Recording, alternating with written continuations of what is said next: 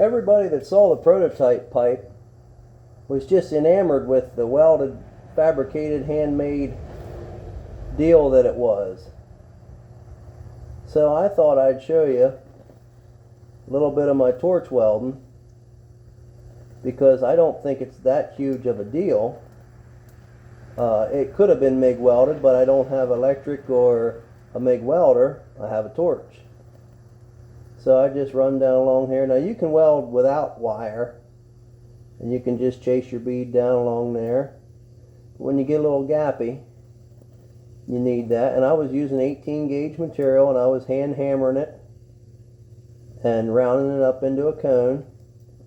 I'm not here to teach you how to do any of this or anything like that. I'm just showing you that it's really not terribly difficult. It can be done with a standard torch set. And it's very similar to TIG welding. It's just you have fire instead of a gas shielded electrical arc. And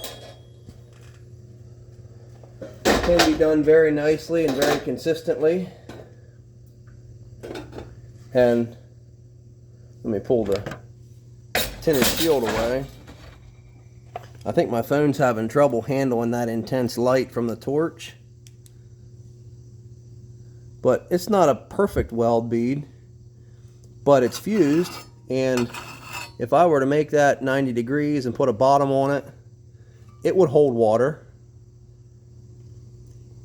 It's far from perfect, but for every good welder there's a good grinder.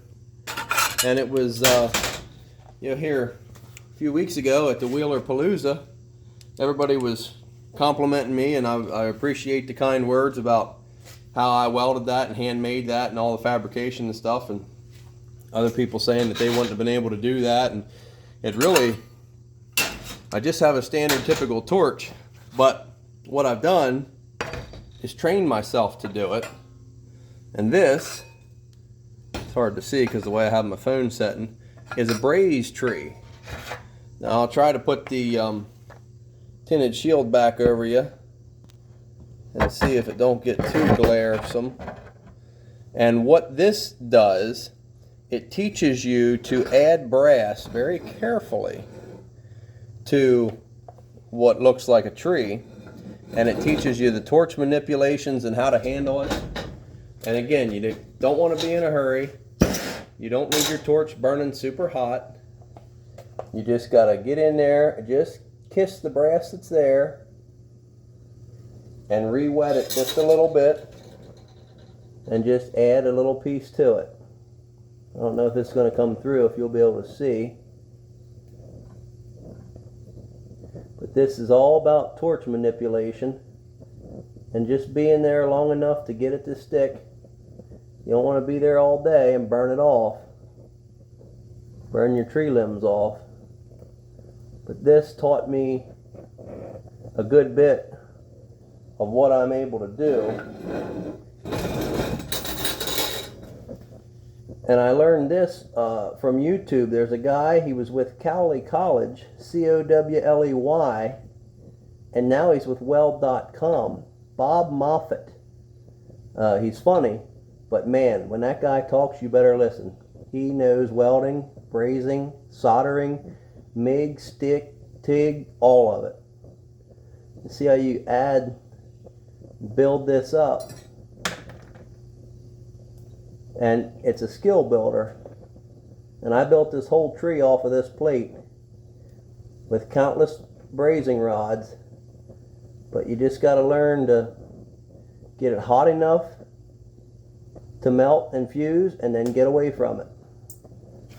And in doing that, I've trained myself to weld these small pieces together and create this nice weld beads.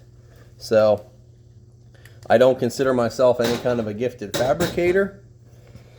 The other thing is, there's a lot to a two-stroke pipe. Now all I was doing was basically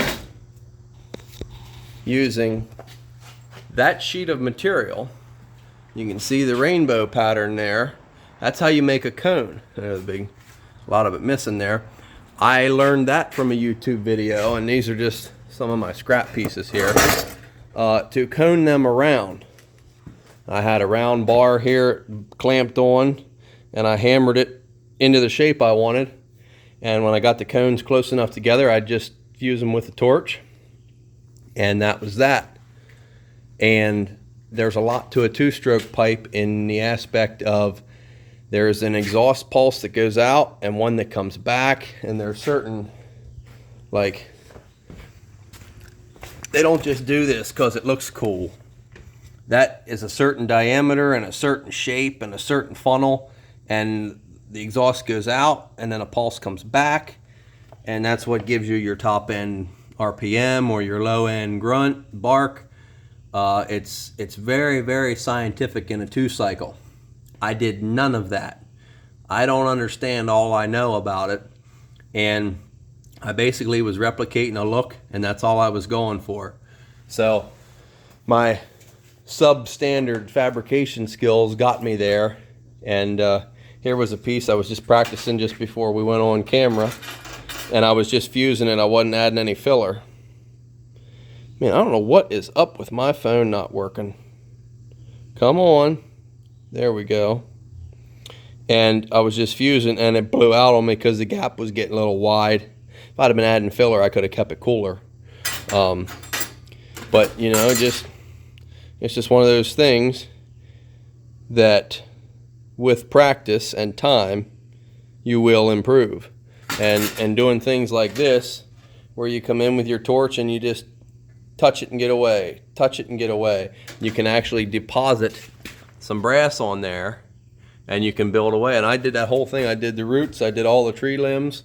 So every time it's been a while. That pipe was the last major job I did, and I need to brush up on my skills. And the way everybody was asking about it and talking about it and complimenting me and everything, I figured I'd just do a small quick video to show you that's what I did, and there's nothing special to it. I'm not some skilled TIG welder, or I don't even have a MIG. It's a standard regular old torch setup.